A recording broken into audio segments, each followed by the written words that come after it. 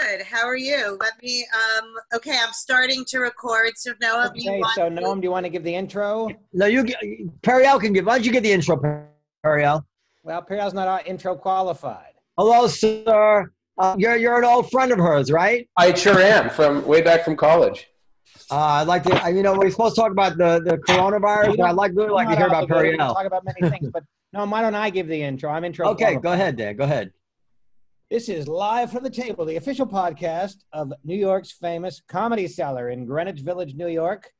We are coming to you via Zoom and via Sirius XM 99 Raw Dog. Here tonight, Noam is here, even though I'm giving the introduction, but Noam didn't want to do it for some reason. Periel is here, and we have Satish, what's your last name? Now you know why I didn't want to do it. All right. Pillai. Pillai, that's right, Satish Pillai. He is a specialist in, he's a physician. No, I'm not a physician. No, I'm a scientist. I'm not a He's physician. a scientist and a specialist in HIV, I believe. That's right. But yeah. obviously can probably help shed a little bit of light on corona because he's in the virus space, if you will. He's a virologist. I am a virologist, yeah, and just to be clear, I am, my historical expertise is not in coronavirus. I've been mainly focused on HIV and retroviruses in general, but yeah, hopefully I've picked up a little bit of generalizable.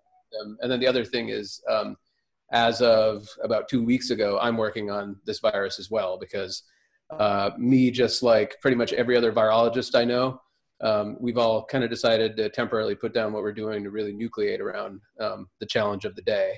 And so I've been doing a lot of homework in the last couple of weeks to learn everything I can about the biology of this virus and what we can do about it. Just a quick question about HIV before we jump into the news of the world. Is the HIV virus of 2020 the same HIV virus that was wreaking utter havoc in the early 1980s, or is it a mutated, less lethal form?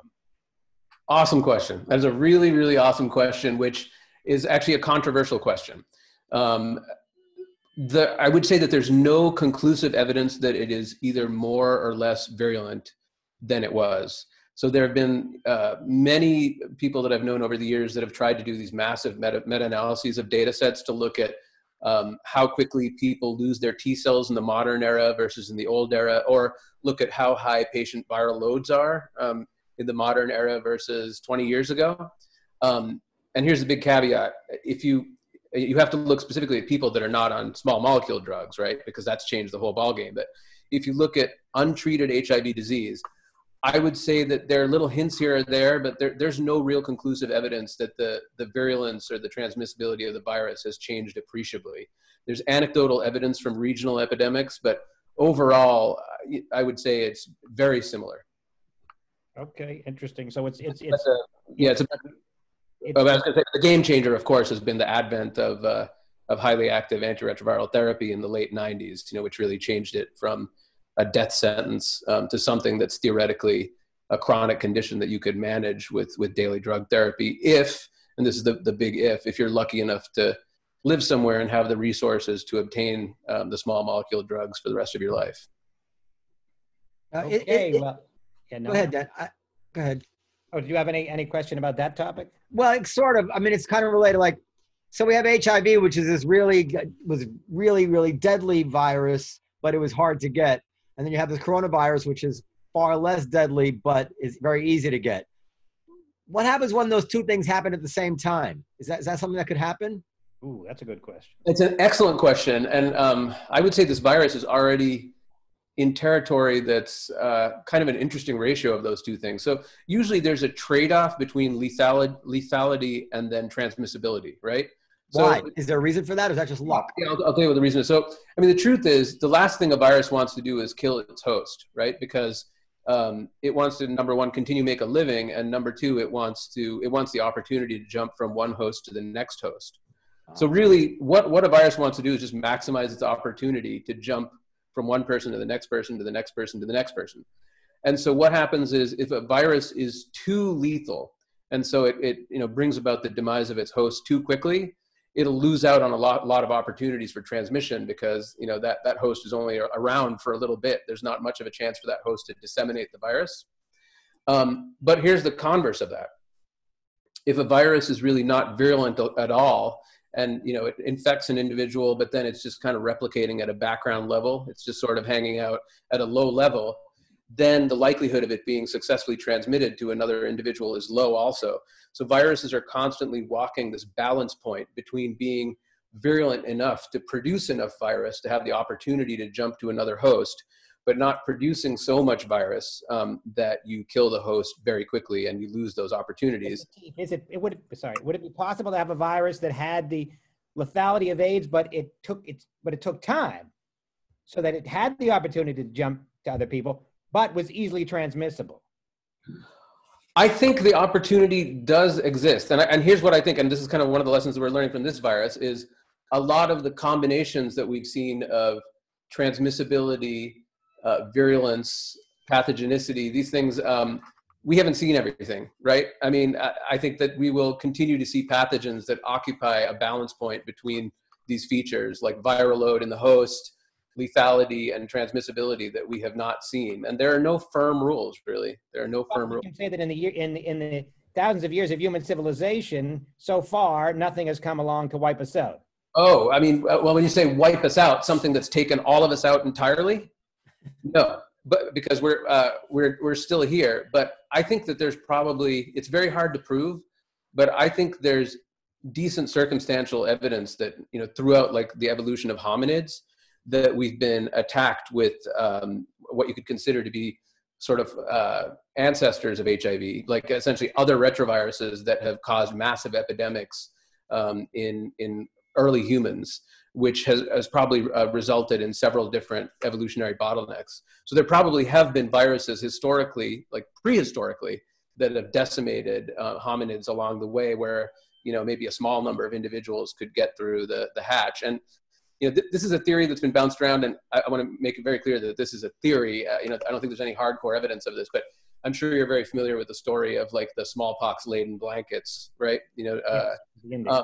So there's kind of a version of that I've heard, with Neanderthals, for instance. There's some possibility that, if Neanderthals and Homo sapiens really did coexist for a period of time, and if their populations overlapped in both time and space, I've heard some theories, not very well-founded theories, but one possibility is that their demise was actually brought about, through the transmission of a pathogen that maybe pushed them over the edge.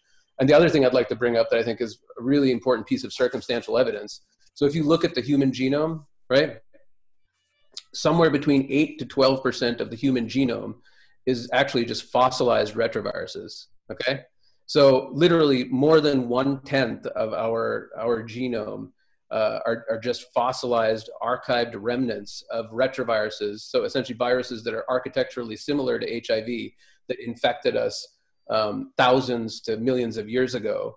And basically what happened along the way is the virus went through a process called endogenization, where it just got usurped into the human genome and became part of our germline. And essentially the virus stopped being an invading pathogen and really just became part of who we are genetically. That's a science fiction. It's freaking like science fiction. It really is like science fiction. It really is. By the way, I hear the term, what does retrovirus mean as opposed to... Nothing to do with from the 70s. Current viral. No, and actually there's some cool, really nerdy memes, but I've seen a couple of like nerdy memes about retroviruses where there's like a virus dressed in disco gear with like a big like throw. And, it's really awesome. But so the definition of a retrovirus is that the genome is composed ribonucleic. Is ribonucleic acid. That's exactly right. So the genome is composed of ribonucleic acid, but there are lots of viruses, for instance, like coronavirus, whose genomes are composed of ribonucleic acid, which is RNA.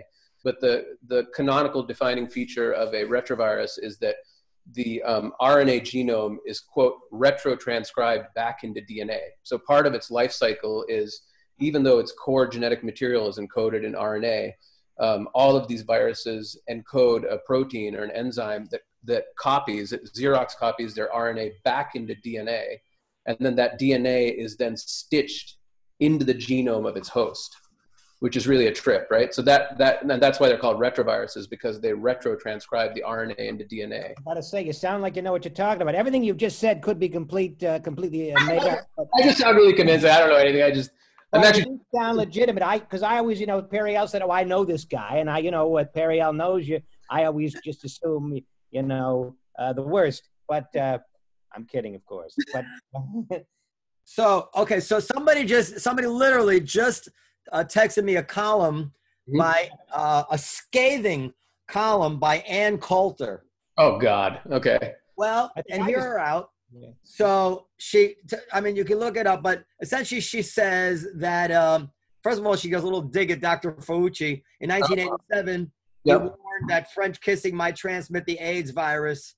Health officials have to presume that it is possible to transmit. Well, that's presumption to be made extra safe. You can't really fault them for that.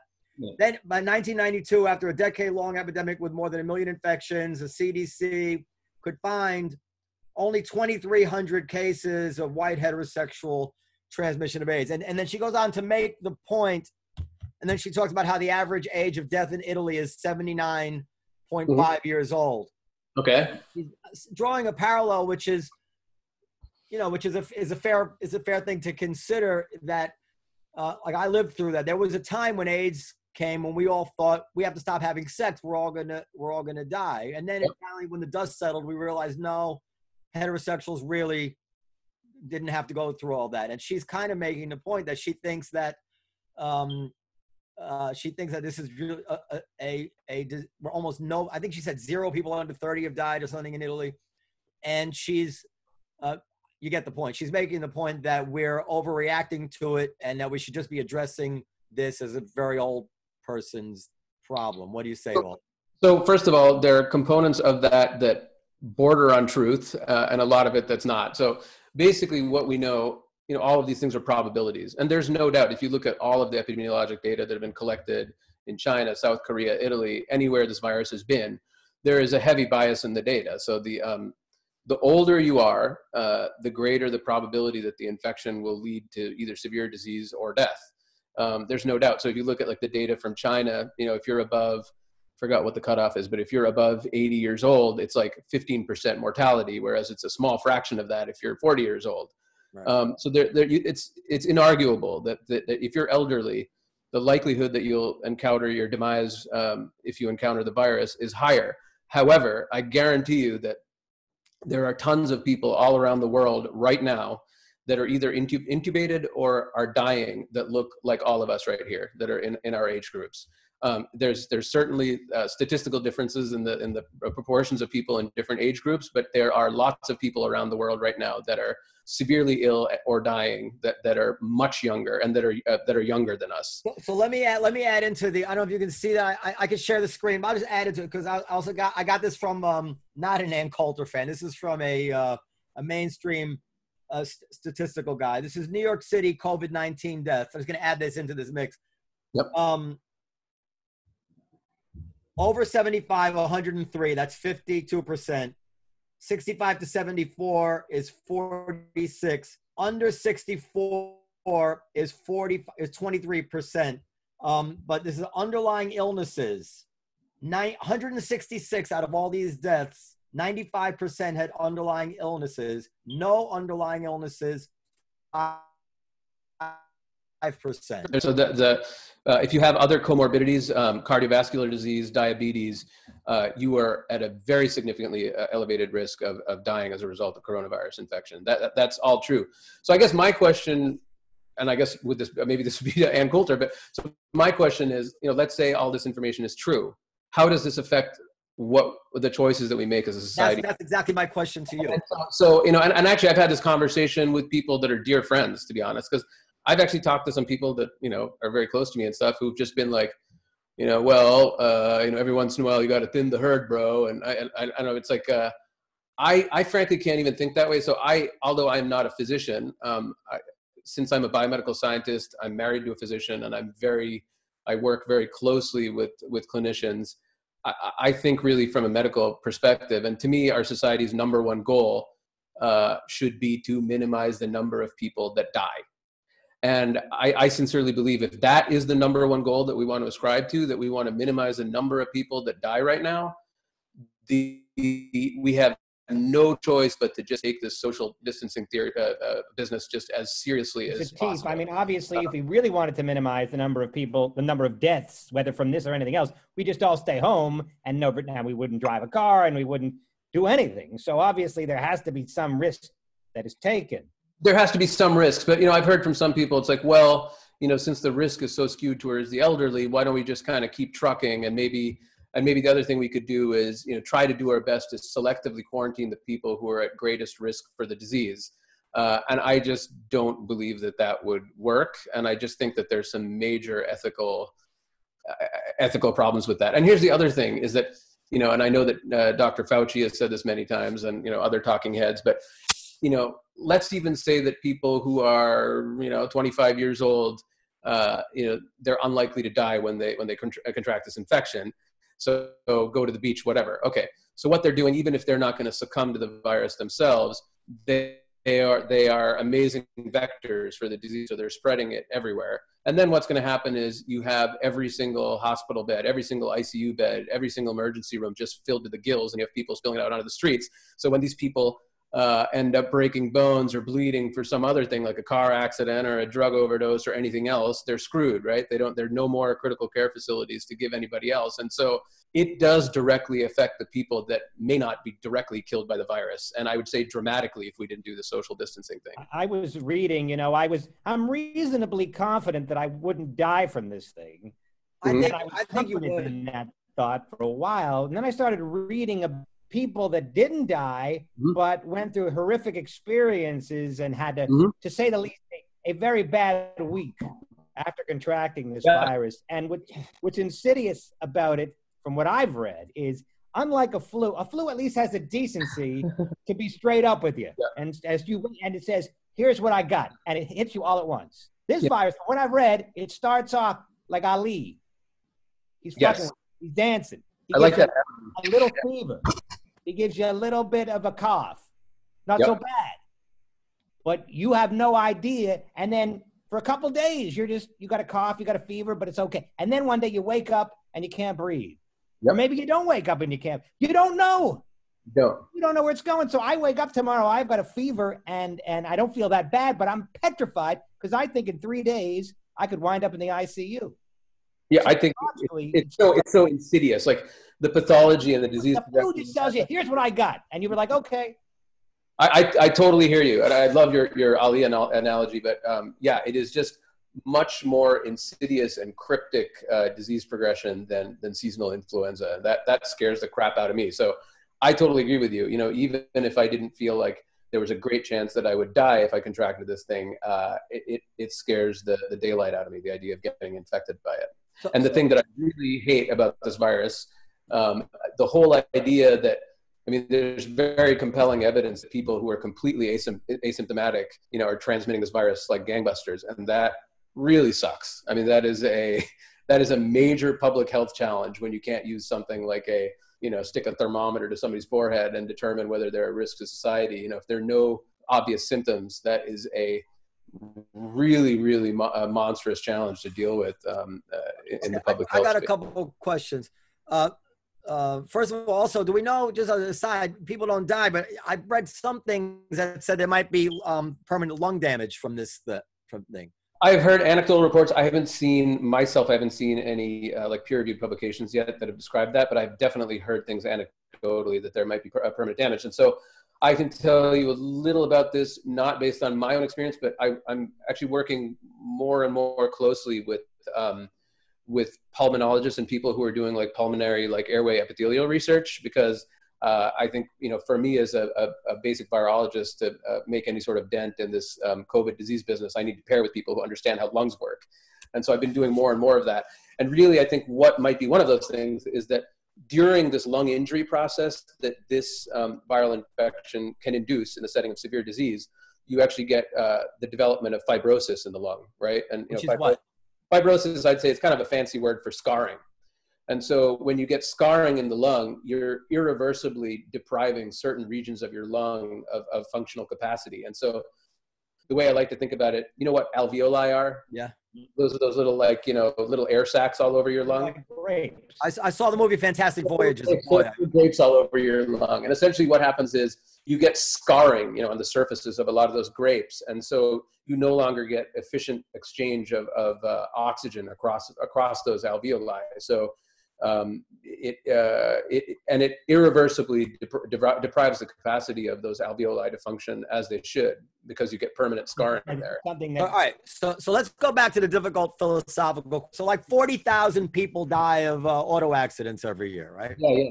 And we could save tremendous amount of lives by lowering the speed limit on the highways to 20 miles an hour. And obviously we don't do that. So as much as we don't want to talk that way, if we don't have to talk about it, we do know that underneath it all, we are trading lives for economy all the time. So let's talk about this. Yeah.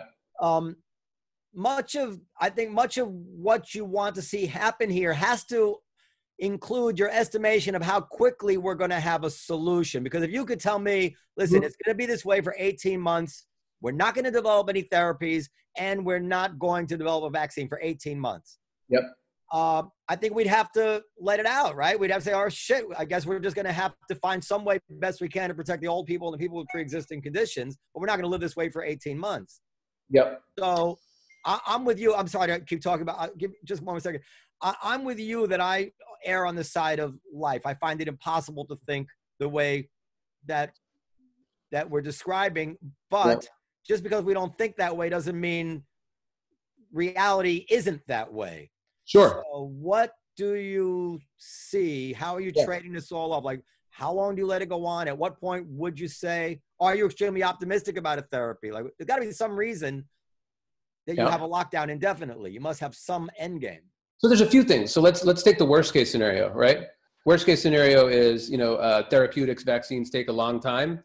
There is another mechanism that comes into play here, which is just the idea of natural human immunity and herd immunity that's independent of any human interventions, right? And so what I mean by that is like, let me ask you this, like, if influenza comes along every year, you know, everybody should be vaccinated for influenza. And frankly, that's still the smartest thing you can do right now in the setting of this, just to make that clear. But even if, you know, people aren't vaccinated for influenza, you know, you won't have like some of the modeling estimates you've seen. You won't have millions of people in America die in any given year from influenza. And the reason is that most of the time we've seen versions of the virus that are similar to what's circulating. So we have some degree of immunity towards the virus that minimizes the damage it can do to us, right? And some of the exceptions, obviously the 1918 Spanish influenza, you know, that was like, you know, putting everybody in a toaster. And then the other thing was even this, you remember the swine flu came along and it was the same kind of deal, you know, where we didn't have any immunity to it. But really once this thing is transmitted through large swaths of humanity, I do think that there will be hopefully protective immunity in a large fraction of the individuals, so that right there will cut down on the overall transmissibility of the virus, because the ratio of susceptible hosts to protected hosts will be low enough that you won't just have it spreading like wildfire through the community. How long? So there's one assumption there too. The assumption there is that people who get infected with this virus cannot get reinfected by it. And that's a critical thing. And I think that remains to be fully demonstrated. There's data from like monkey models and stuff where they've infected animals with versions of this virus, re-challenge those animals afterwards, and they were protected from it. So I just really, really hope that holds true in the human population. That would be sort of unprecedented. That would be unprecedented, wouldn't it? Because for a virus to be able to reinfect, the same virus to reinfect a person, isn't that sort of how viruses never work? And viruses usually confer immunity, do they not? So there's two things. One way that viruses can slip around that is if a virus has a really high evolutionary rate, the immune responses that you mount against it could be useless the next time you see the strain, because it's just moved away from its genetics just enough that there's not cross-reactivity. And frankly, that's kind of what happens with influenza to some small degree, right? Like the reason why we have to get vaccinated for influenza every year is that influenza continually mutates. And so, as you said, we're still partially immune. Wait, Dan, but let's partial immunity. But actually, but to answer that question, though, it is not unprecedented. So there are viruses. So if you look at viruses like, there's some examples with like chikungunya virus or dengue virus. sometimes the immune responses that you mount against those viruses, like the antibodies, for instance, that you mount against those viruses, they may not help you when you see another strain of that same virus later on. And sometimes weird things happen where it can even make the infection worse. So I wouldn't say it's unprecedented. I'd say it's hopefully unlikely, and I'm optimistic that that won't be the case, but it is not impossible. It is not impossible. Right. So how long we're trying to think about a time frame here. So how long before herd immunity is sufficiently built up that you'd be ready to end the economic lockdown?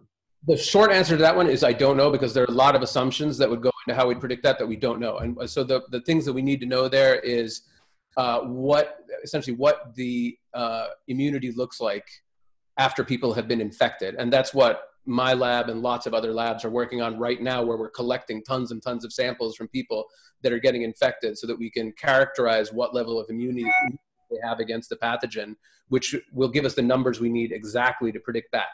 Okay, but anyways, that was the worst case scenario. So in terms of therapeutics and vaccines, like Dr. Fauci keeps saying, and I 100% think he's right on this, vaccines will take a while because you need to go through very rigorous testing, and you're manipulating the immune system, in ways that can have unpredictable consequences. And so you really need to go through a long and arduous trial process to make sure that you're not going to accidentally kill a bunch of people by introducing vaccine into the population.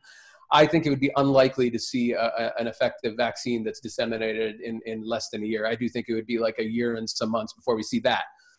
But then there's a whole kitchen sink of other therapeutics that are being developed, including like many small molecule drugs.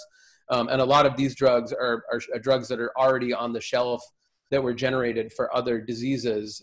So they've already been through like phase 1 and phase 2 clinical trials. And so we already have data on like safety and tolerability of those drugs. And right now they're being rigorously tested to see if they have, if they're able to save the lives of people with COVID-19 disease.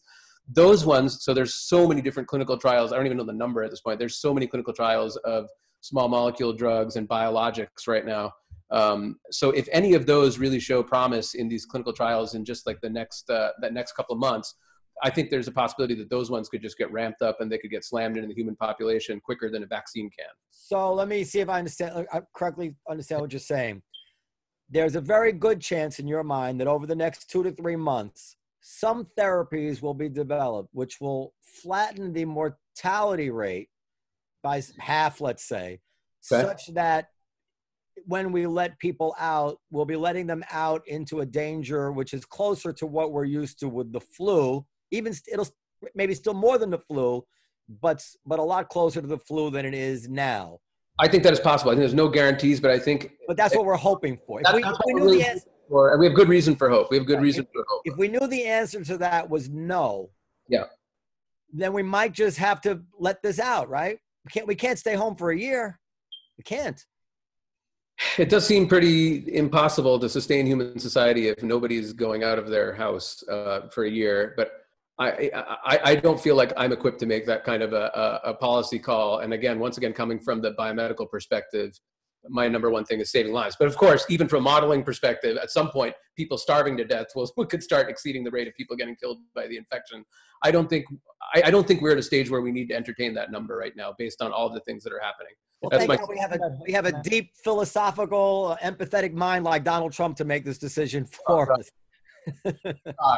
God help us. I mean, it's really the perfect storm that this virus showed up on our shores during this administration. I'm confident. He may not be as heartless as we think. I'm confident that Trump, if he's told by Fauci in no uncertain terms that this is insanity, won't do it. And even if he does, who's leaving their house? I'm not. I mean, that's exactly right. And people have made that point that how did this country get shut down? Frankly, it didn't really get shut down by Trump. It got shut down by city, county, and state level officials who really decided to take the reins. Can I add to that? I feel bad knocking the president. I was trying to make a joke, but I'm not one who thinks that he's a monster. I think he's struggling with it. Now I lost my train of thought. What did you just say? We're just saying that. So even if Trump says, okay, it's Easter time and Easter is it's a beautiful day, and he decides to open the floodgates, I think that a lot of state and county and I remember, yeah. So will say no, you know, we don't care. So Governor Cuomo, who, you know, they're talking about drafting him to be the next Democratic nominee because his manner and his demeanor is so impressive. Mm-hmm. Yet every order that he's given has been about 2 weeks too late. Mm-hmm. He was advocating groups of 500. He limited it groups of 500 or more when the CDC, when the federal government was already recommending 50 or more. And really, the CDC was too late. It should have been 10 or more. I can't for the life of me understand how New York wasn't just completely locked down weeks before when it was. I think that that was a real missed opportunity, and very tragically, they're paying the price for that right now. I think that was a real error in judgment. No, actually, I was just talking to my friend from college who, you know, we were talking about Trump's reaction to this, and I was giving Trump the benefit of the doubt and saying that, you know, he, like most of us, like the governor, like a lot of people, underestimated this. And my friend is more convinced that Trump is just an evil man that considered his election prospects more important than the lives of Americans. That makes no sense. Even if you view him as a venal guy, he has his businesses to it. I mean, why would he want the? Yeah, no, I frankly don't think he's evil either. And I think evil, you know, that's just like an oversimplification. You know, is not evil at least. But I do think that I just don't have really any faith in his judgment, and I really don't think that the interest of the common American citizen is really his number one you know, priority. But one thing I will say, you know, regardless of whether he's evil or whatever, you know, one thing that I think has been completely inexcusable in the way that this epidemic has been managed, and I can't, as a scientist, there is no obvious reason why this had to be the case. It is bogus that we are this insanely wealthy country with some of the most brilliant minds on the planet, and we essentially were caught with our pants down with absolutely no testing capacities here when this virus arrived. That makes no sense. We knew this virus was coming here. What was that? That wasn't Trump's fault. Well, I don't know whose fault it is. I mean, so I think it's multiple people's faults, but I think that he's got to be at least partially to blame for that. I mean, it is not developing these tests is frankly not rocket science. It's really an infrastructure motivation kind of problem. And you know, you look at the difference with South Korea, right? Like they had, you know, millions of tests poised and ready to go when the epidemic was. We had a defective test. How could the president possibly have the expertise to be responsible for that? No, so the president's responsibility is clearly not at that micro scale level where he should be like, you know, benchmarking and validating tests. It's literally making sure the resources are going where they need to just start generating a crap load of tests and then doing aggressive benchmarking before the virus blossomed. So that's my question. How are we suddenly a third world country? Because I talk to doctors all day long who are in the New York City hospitals who are screaming for masks. Yeah. And where are the tests? How long does it take to make a fucking test? I totally agree with you. And it doesn't. I mean, these things, you know, it's a simple process. This nucleic acid detection thing is a simple process called, you know, real-time PCR or quantitative PCR. It requires a little bit of tweaking, but it is not rocket science. And there is absolutely no reason why we shouldn't have had millions of tests in place early in the game. And the personal protective equipment thing for doctors is just batshit crazy. And my wife's a physician. She's going to work, you know, every day.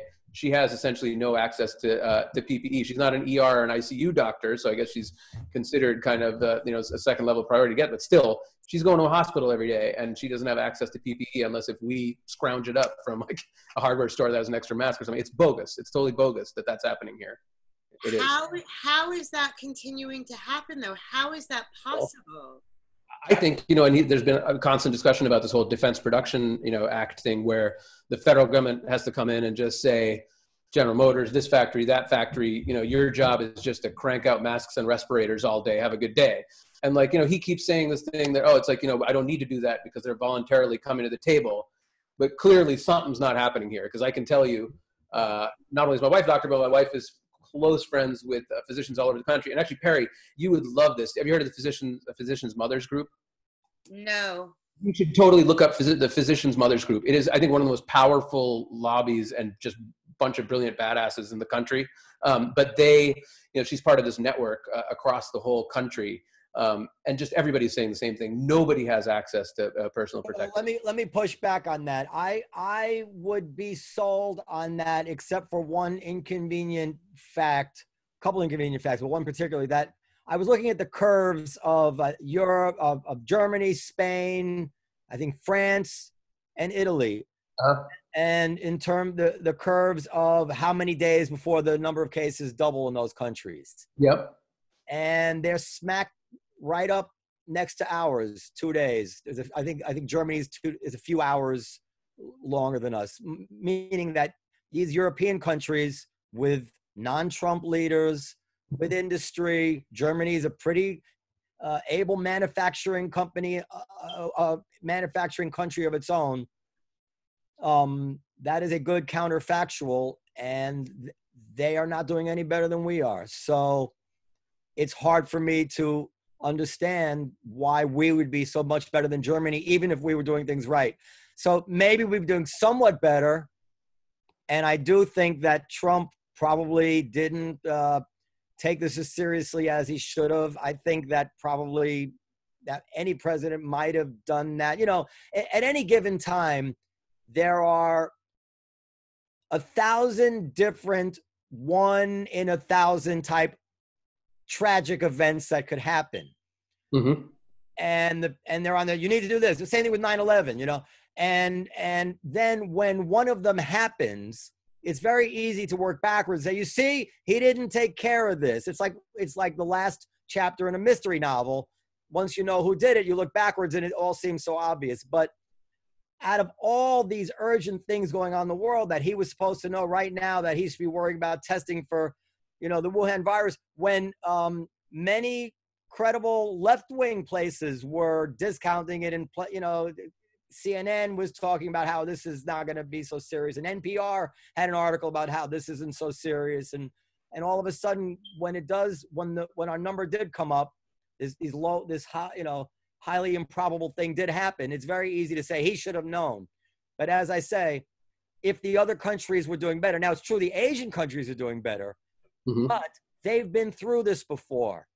So as soon as it began to bubble up, they're like, shut everything down, get the testing, because they learned from their mistakes. We've never been through this. Believe me, next year, if this happens again, we won't be in the same situation again. But how come, I mean, fair enough, but how come even now we're not, now that we know what we need, how long does it take to make these tests? How long does it take to get masks? They're ramping it up very quickly now.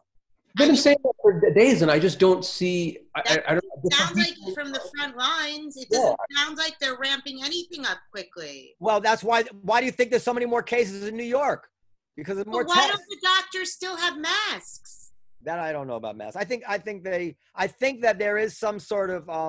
First of all, there's two things I hear about. I don't know what's true, what's not. The supply chain for all these things is no longer wholly within the United States. To make a mask, you have to get things from other countries now, and so we're at the mercy of the world demand on these supply chains. And then the other thing is that it does take a while to get. I mean, to get things going in a couple of weeks is hard. And then there are surpluses that the federal government has, and they probably don't want to give them out until they know exactly where they're needed. Because, like, if I had 10 masks, I would be, if I gave them out easily, I just know then they'd be given out easily, and all of a sudden they'd be gone. If you give 100 masks to a hospital now, everybody, let's be honest, they're going to grab them, take them to their families, give them to their sister-in-law, whatever it is. These masks have to be treated very, very carefully now. So the government, I think, if they have a short number, they need to know, this hospital needs them now. Get them there. I don't know. I would take, I would actually fight you on that last point. I think that if hospitals were getting the masks they need, I don't think that any of these physicians would be bringing them home to kids or family. I think physicians, but these things disappear. That's just human nature. I'm not saying doctors are bad people. They're better than most. I'm just saying that if the government has a limited surplus, they can't just distribute them. They have to distribute them like last minute to know exactly where they're needed and distribute them until they're ahead of the game. So, but there are private citizens, including a friend of mine who's a pretty famous handbag designer who has all of these contacts in China because of her company, who is in the middle of a $250,000 GoFundMe. that is working with hospitals all across the United States to get them personal protective gear. Right. So, what? It takes a while. No, I mean, the orders are in. They're happening. Her name's Gelora Mizrahi, by the way, and everybody should go check it out. I ordered something 6 weeks ago that was supposed to come the next week. I mean, their orders are in, but again, Germany doesn't have them. Or maybe Germany does have masks. I actually don't know that. I don't know that doctors in other countries are lacking gear. I don't think they are like we are, frankly. Probably right. Not to the levels that we are. No, Trump. Yeah. I did read. I was reluctant to say respirators? this. I was reluctant to say this, but I did read in a credible place that these masks were depleted and nobody and the Obama administration also left them didn't refill the numbers. I mean, I don't want to go easy on people making bad mistakes. I just know that these bad mistakes are always made early on. In World War II, bad mistakes were made early on. In the Civil War, bad mistakes were made early on. And we have to be realistic to expect nothing to have gone wrong and everybody to have been way out in front of it.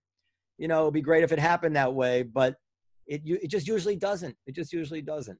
That's all. Satish, could I get back to something about herd immunity? Yeah, sure. You said that, you know, that we, after enough people are infected, that we be somewhat shielded from the, you know, continued propagation of this. But in order for that to happen, we got to let people out of their houses because they won't get infected otherwise. Right. I think that people will, so that's an interesting concept too. So the exact thing that's going to minimize the number of casualties right now and keep hospital beds from overflowing is also going to decelerate the pace that we develop herd immunity. That's your thinking there. I think that there's something to be said for that. Herd immunity is going to wind up saving us. How do we get there?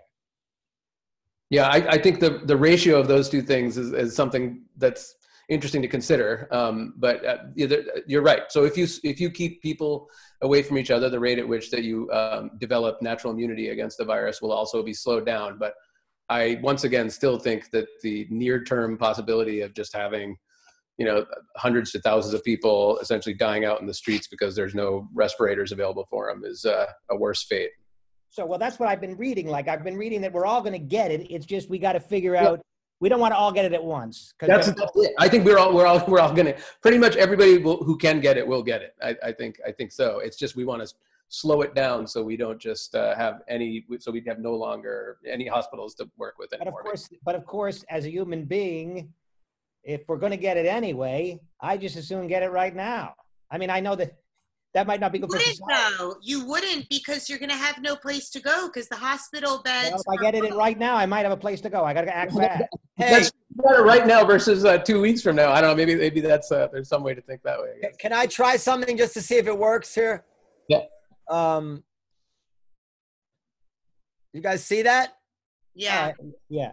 The national shortage of N95 respirator masks can be traced back to 2009 after H1N1 swine flu pandemic, when the Obama administration was advised to replenish a national stockpile, but did not, according to reports from Bloomberg News and Los Angeles Times. So, you know, I'm not blaming Obama. I'm just saying, yeah, and if in 2010 this had hit, we'd be saying, how come Obama didn't replenish the masks? You know, shit happens.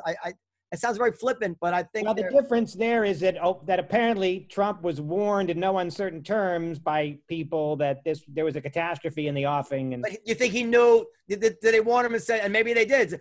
President Trump, there's a catastrophe in the offing, and we don't have masks. I have to believe he didn't know we didn't have masks. Now maybe he should have known. Maybe Joe Biden would have known. I don't know. Maybe. Yeah, I can't speak to that directly, but I mean, I'm told that he didn't order masks after he knew that something was on its way, or maybe. If he did, he should really be raked over the coals for that. Well, he was still saying things like, he was using words like democratic hoax, and I mean that was not that long ago, right? Well, he didn't say the virus was a hoax. He said the accusation that he was fucking it up was the hoax. But yeah, he downplayed the virus wrongly. Yeah, sure he did. Yeah. Consequences again. If that was very consequential, then we'd expect to see much worse here than Germany and France, and we're not. So not yet. We haven't. We're not going to see peak numbers in New York for 2 weeks. Well, per capita, we're better off than those countries, but we're doubling at the same rate that they are, is my point. So here's two things I'd say to that. One is Perry's point. We have no idea where we're going. The other point is that our testing has been so insanely shallow in this country. We have no idea what the denominator is. I don't even think we can really compare ourselves side by side to other countries. Perry, was that her name? But wait, can I say? But nobody calls her Perry anymore. Periel, sorry. Nobody calls her. That would mean we're better off, right? All my old friends call me Perry. It was Perry to me, but okay, Periel. Sorry. What other nicknames did she have? Hold on. If the denominator is actually bigger, then if the denominator, we know how many people are showing up at the hospitals needing respirators. Mm-hmm. And we know how many people are dying. Yep. If the denominator is 5 times as big as we think it is, then we really are overreacting, no? That's true. So then, well, in terms of overreacting, at the end of the day, it's the number of people that are dying as a result of this infection. That's the number that we need to really react to. But you have a good point there, is that let's say 10 times as many people are infected out there as we think, then the lethality associated with this virus is significantly, like the per case lethality is significantly lower than we think it is. And we just don't know. We have no idea how many people out there are infected at this point because our testing has been so woefully inadequate. And yeah, I agree with you that actually if we found out that 10 times as many people were infected and we had this number of deaths, then that would suggest that the lethality of the virus was lower than we thought, but we just don't know. All right, now let's talk about Periel in college. Pardon? Yeah, Periel in college. Her nickname was Perry. Her other nicknames, who knows? No other nicknames. It's just Perry. That was it. Well, I think Noam wants to talk briefly about Periel in college.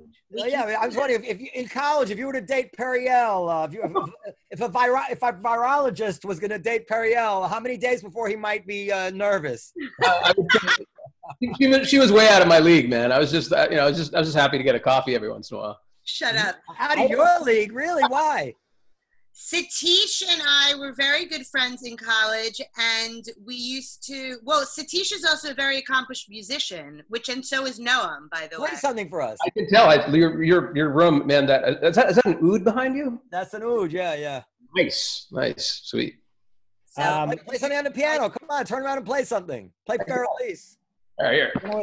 See, I don't play that. Oops, what happened there? No, I don't. I really don't play classical kind of stuff. I just play sort of goofy kind of stuff, just like.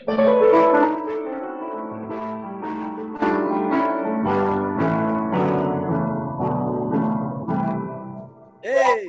I play like just sort of improvisational crap. Very good. It's hard to believe, Satish, that you could not have had Periel, and maybe you did, by the way. I did not. I would say that right here. I did not. First of all, I know you're married now, but he really was quite the ladies' man in college. Well, that is a fact. You can ask. Time has been rough, man. Time has been rough. He is not a reasonably attractive man, but more than that, he's intelligent and he plays piano, and that seems to be a fairly impressive combination. And yeah, and you add that to Periel's sex-positive attitude, and you get an almost inevitable situation. I love it. All right, I think we settled coronavirus. Satish, anything else you want to tell us? What have you been doing? Are you in lockdown? Or are you an essential worker? Good, great question. So I am technically in lockdown, and so the way that so my lab is associated with the University of California, and then also another blood banking company called Vitalant. And so the policy that we have is only workers that absolutely have to go in to keep like the train on the rails can go in. And then the other exemption is COVID research.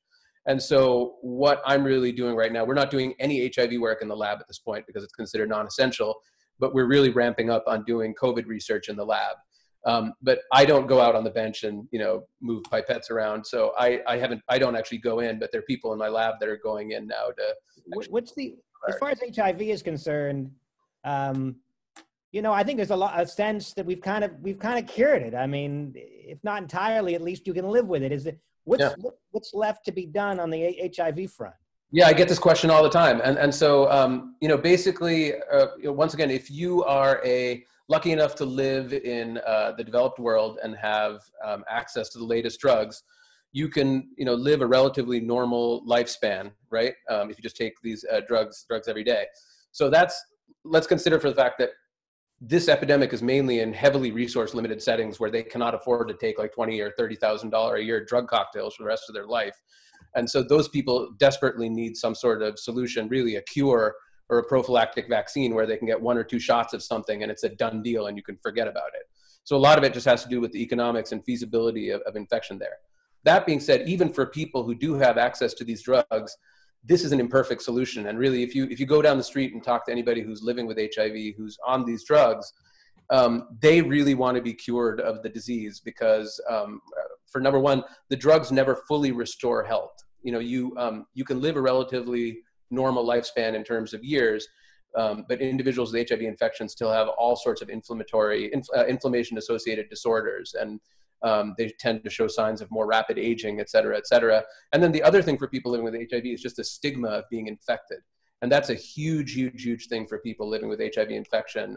So because of all of those reasons, and that's kind of a partial list, there's still a massive interest in figuring out how we could completely eradicate the virus or design a vaccine to just stop it before it infects people.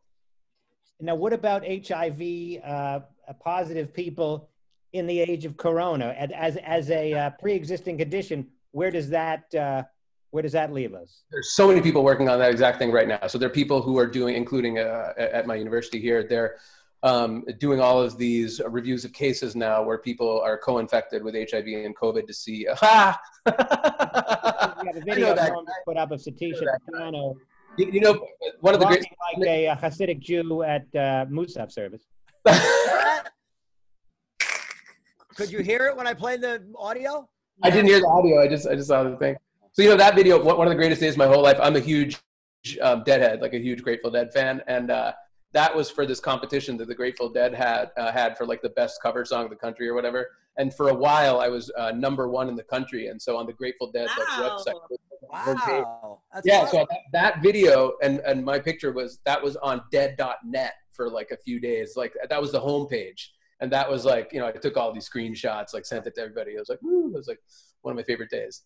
That was really how that was like our group of friends in college because we were all pretty big Deadheads. Yeah. There was a good cover of Ripple. Oh yeah. That was, what's it called? Where they clips of people all over the world. Oh yeah, yeah. I don't know what it's called. Sort of like a Song for Peace or something. But it was a whole series of covers, and Ripple, which is the Grateful Dead song for our listeners who may not be familiar with that. But you were talking about HIV, unless you want to talk about more about the Dead. No. Sorry, well, you just asked me a specific question. I lost my HIV as a I feel like a doctor. We're all doctors now.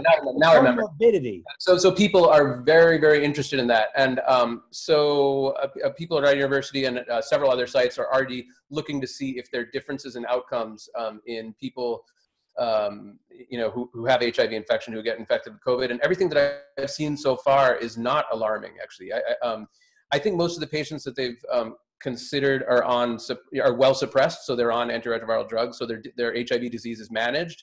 But at least in the setting of adequately managed HIV infection, so far the data I've seen doesn't seem to suggest that they're at any greater risk of severe disease when they get infected. That's based on the data I've seen so far. Is there anything to this? And you know, I spent most of my days reading about COVID. I kind of find it fascinating, and I do derive some, I don't want to say pleasure, but it is pleasure learning, you know. And is there anything to this? It could be a crackpot theory because there's more than a few out there. Yeah, there are. About countries with a high level of malaria having a lower susceptibility to COVID because the anti-malarial drugs are also function as anti-COVID drugs. Yeah, I mean, this is the whole thing. Crackpot theory. And this is where, you know, again, words are really important, and you know, the things that come out of Trump's mouth again have, you know, massive consequences. But you know, he's definitely made some kind of flippant remarks about the efficacy of chloroquine treatment for this disease. And I'd say, you know, there's enough out there that makes you raise your eyebrows a little bit. I certainly haven't seen anything that makes it seem like it's going to be a silver bullet, but it, like everything else out there right now, should be pursued in, you know, in formal clinical studies where you can really see if it's doing anything. But as of right now, I can't say that it's really blown my mind, like the data that I've seen. Every single person in the French trial recovered. No? The specific French trial that you're talking about, I don't know, but the data that I've seen out there so far do not look that compelling. Probably worth pursuing on a larger scale, but nothing where I feel like that's going to be like our. So this is interesting because, you know, this Trump thing again, because I heard what he said. He said, listen, I think it may work out, it may not, I have a good feeling about it. And everybody went nuts, except that today I read that Governor Cuomo is going to start using this in the New York hospitals. And he's an angel. He's just wonderful, right? But so he's actually using it, and he's an angel. And Trump says, now Governor Cuomo didn't say he has a good feeling about it, but I don't think you're giving it out in the New York hospitals if you don't have a pretty positive feeling about it. So what's the difference? I don't see any daylight between Trump's words and Cuomo's actions. But Cuomo's an angel and Trump's a monster. And that doesn't make me a Trump supporter. I just don't get it. What were you going to say? What? Satish, I've been saying Satish. Satish. Oh, Satish. Yeah, but whatever. People call me much worse. First of all, I have not heard Cuomo say that himself, so I don't know that directly. And maybe he's seen, you know, some new data that have come down the pike that are a lot more compelling. Just from what I've seen so far, I haven't seen any makes it seem that. Okay, new start experimental treatments for COVID-19. Okay. Combination drug therapy plasma serum will be tested on. But see, look at this. So this is a key semantic point here. So combination drug therapy and plasma serum will be tested on the state's sickest patients. I'm sure it's entirely worthwhile to take the provocative sort of preliminary data that are out there on chloroquine to test them formally, and that's what is being done in a setting like this. So the emergency rooms right now are giving us an opportunity to test candidate drugs that are promising. But what you can't do is say that they're effective until you've actually formally tested them, and that's what's happening there, right? I mean, they're using. I mean, basically, what's happening, and this is not for chloroquine, but it's for a whole bunch of small molecule drugs and even biologics, a whole bunch of different drugs out there.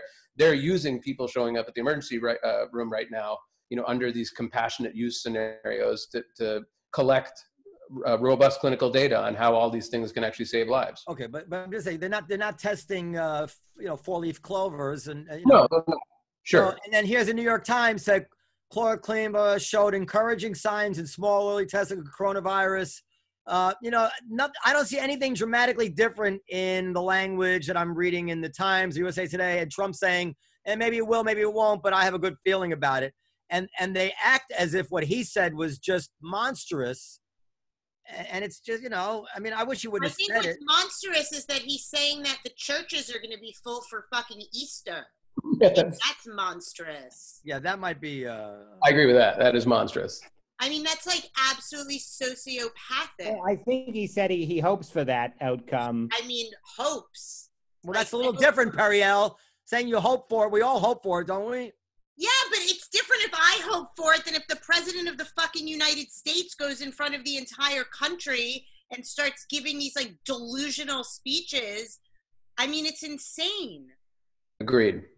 Thank you. Actually, here's a Forbes headline just came out. One of the trials showed no benefit in first but small limited control trial. So that's disappointing. And maybe the truth is somewhere in between. And the other thing too is with all of these clinical trials, right? There's multiple dimensions going on here, right? You have different populations, there are different socioeconomic factors that go in there, different underlying genetics, and, maybe something that works in one population is not going to work in another population, which doesn't mean that the other results were not valid, right? I mean, there's a lot of things to consider there. Which, again, what's that? What kind of a doctor is your wife? Actually, directly relevant to this chloroquine thing, my wife is a rheumatologist. I think you're asking Jewish or Indian.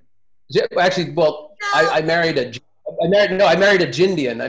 I like the joke because my wife, it's so weird. I met her in San Francisco, but my wife grew up in Boston, like 20 minutes away from me. I'd never met her back there, but she's like me, where she's, born and brought up in Boston, but she's Indian, right? But then she's basically a Jewish girl because she went to Brandeis. So she's sort of like an Indian Jewish girl, which is I'm basically like an Indian Jewish dude. It's really weird how this all happened. I performed at an event for M. Night Shyamalan. No way, did you? The Indian director, because it was his father's 85th birthday or 80th birthday, one of the two. And he hired me. I don't know why he didn't hire Aziz or an Indian guy. He certainly could afford anybody he wanted. Yeah, sure. He hired me to perform for his father. I felt quite at home. amongst the Indians there. And there were more than a few lovely young Indian ladies that probably wouldn't have anything to do Not so shabby, huh? Not so shabby. But Indian women can be quite spectacular. I will say that. Yep, I can't argue with you there. I can't argue with you. I guess that's why I married one. But she, so she's a rheumatologist. So she mainly treats patients with rheumatoid arthritis, lupus, just a broad range of autoimmune diseases. But a lot of her lupus patients are on hydroxychloroquine, and actually, there's been a shortage of chloroquine because that's exactly. People have been buying up all of the chloroquine. So she's had all these patients that are frantically reaching out to her, being like, "I can't get my medication," and so all of a sudden, you have this drug. And I'm completely in support of it being studied in clinical trials. If it's promising, it should be studied formally. But what we don't want to do is prematurely get out this message that, it's going to be the silver bullet, so people start hoarding it like freaking toilet paper. And the people who need it to stay alive at this point, independent of coronavirus, their lives are at risk. That's dangerous, right? Where are you? I posed a question on Facebook last night. Not a question, but an idea, an ocean. I thought was an interesting one. Maybe it wasn't. Okay. But I basically the point that no matter how much you might dislike Trump, I think anybody would agree that if the choice was between a cure for this tomorrow and getting rid of Trump, which would you choose if you had to make that choice? Are you serious? A cure for this thing tomorrow? All right. So that's the point that I kind of made. I said on Facebook, I said, if chloroquine works or whatever it's called, that would probably help Trump, because he. I don't give a crap. If I could get something right now that would cure everybody tomorrow, I don't care. I would definitely take it, even if he stuck around. Well, that's the point I made, and then lots of people. I was chastised by a mutual friend that I won't mention his name on Twitter for what he considered to be an ignorant comment, but I disagree with him, and I'm sure we're still friends, but anyway. I'm on your side with that one, I think. Pardon? I think I'm on your side with that one. But in any case, Noam, do you have any? Noam, you haven't been talking for the past few minutes, so I think that I was assuming you're researching something, but maybe you just tuned out. No, I got nothing to say. I shot. I said what I wanted to say. I'm listening to you guys. I would like for guidelines for not leaving the house, because my understanding, and Noam, I believe this is what you're doing as well, is not leaving the house is not leaving the fucking house. It's not going to the supermarket and going for walks in the park and taking your kids out on a scooter. I mean, it seems insane. I don't leave the house. I know. But what about a walk? I mean, first of all, exercise is important for the immune system. Let's face it. And vitamin D is too, actually, getting some sunlight. And I read Masturbation, and that was a topic on a recent episode of This Week at the Comedy Cellar. One of the topics was that masturbation boosts the immune system, so that's why I know that. I also know it because it makes sense. Because you never get sick. I do get sick, but imagine how sick I'd be if I didn't masturbate. Have you seen the Pornhub usage statistics and how they're just going through the roof during this whole thing? What's that? Have you seen the Pornhub usage statistics? Oh, no, I haven't seen, but that certainly makes sense. Exponential during this period because everybody's just cooped up at home and nothing to do. Well, I'm glad that the economy is somebody's benefiting. Somebody's making money, yeah. I'm sure there's people are making money. There's people that are making money from this. Most of us are losing it, but a few people are benefiting. I guess companies that make respirators are obviously doing well. Would you buy a respirator if you could buy one, Dan? Why do I need my own at home? Yeah, would you? I think I might. But is it something you can use by yourself, or do you bring it with me to the emergency room when I go? That's not a bad idea, I guess. I was looking them up. They're very complicated pieces of machinery. I can see why it's hard. Like, how is General Motors going to start churning out respirators? The respirator itself can kill you. If it's not made correctly, you're saying. Yeah, it has a very sensitive software and feedback equipment, and who knows what goes into a respirator. I'm sure hopeful they that a lot of people before they got them right. But it is, there was I think somebody that was 18 years old that just died, and they didn't mention her name because she was under 18. She's a minor.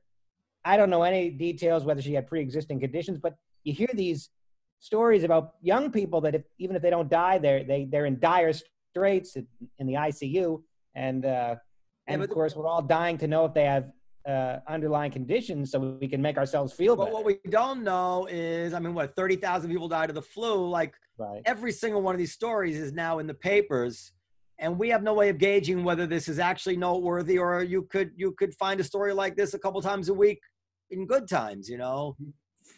Who knows? Who knows? I seem to think this is more serious.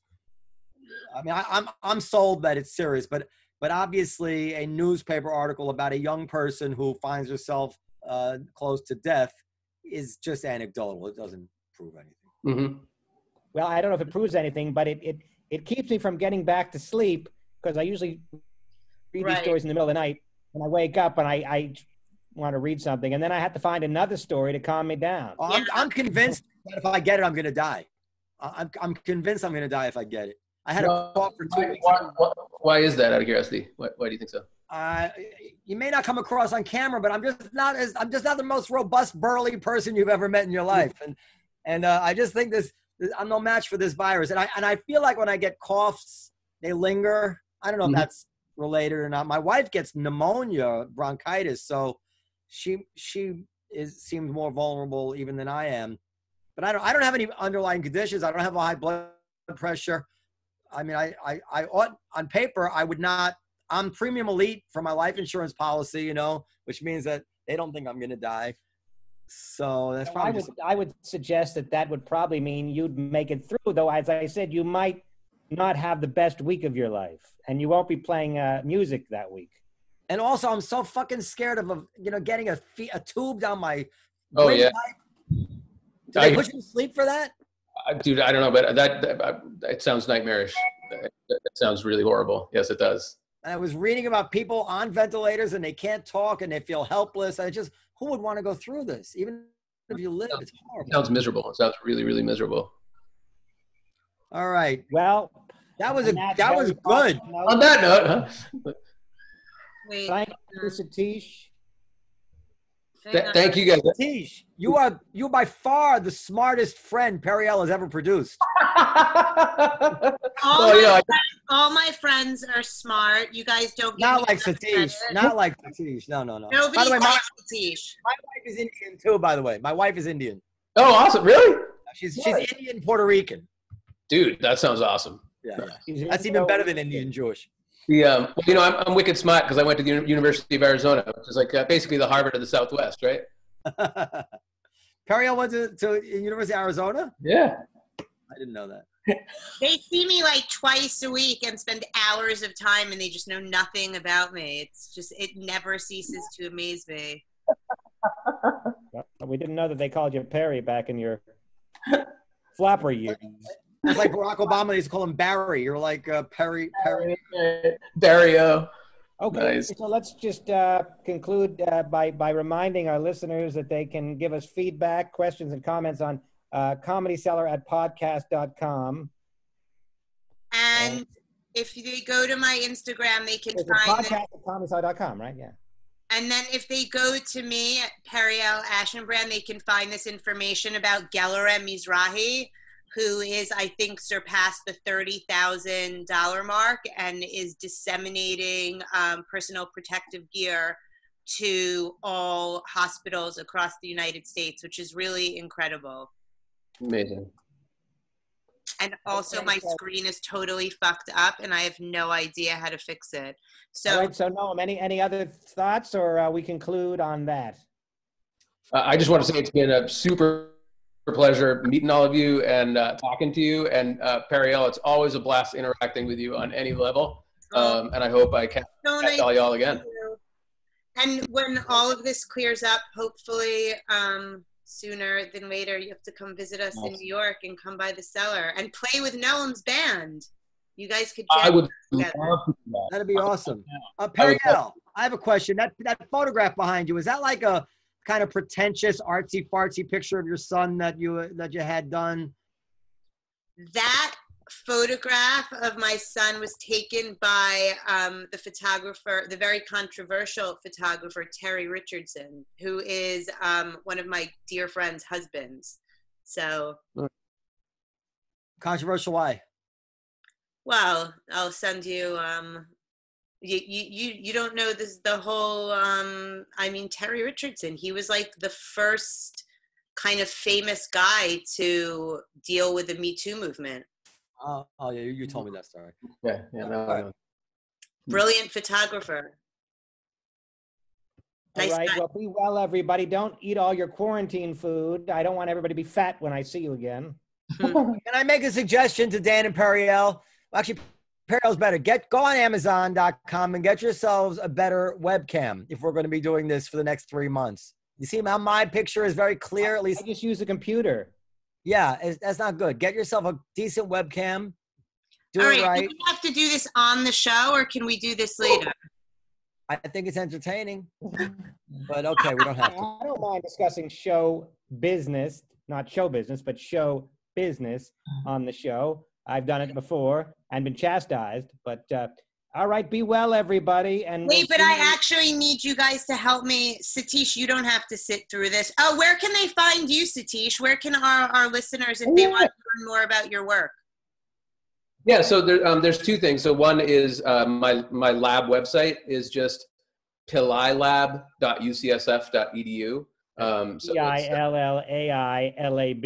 Yep, pillailab.ucsf.edu, which just kind of gives a broad overview of the type of stuff that we do in my lab. And then I also have like a personal website that I admittedly have not updated in like 10 years, which is supersatish.com, which is where I have all my music stuff and other crap. I'm into, vintage cars and all this other jazz. And that's like my nonsense website. Oh yeah, that's my YouTube channel where I have a whole bunch of. But a lot of people are going to be listening to this audio only, right? On Sirius, so they would obviously just doing the audio. But in any case, is that also? So be well, everyone. Stay safe, as they say. Thank you. Yeah, be well, all of you guys. See you guys soon. Take care. Bye. Bye. Okay, guys. Wait, they want to know. Wait, let me shut this off, and then don't go anywhere for a second.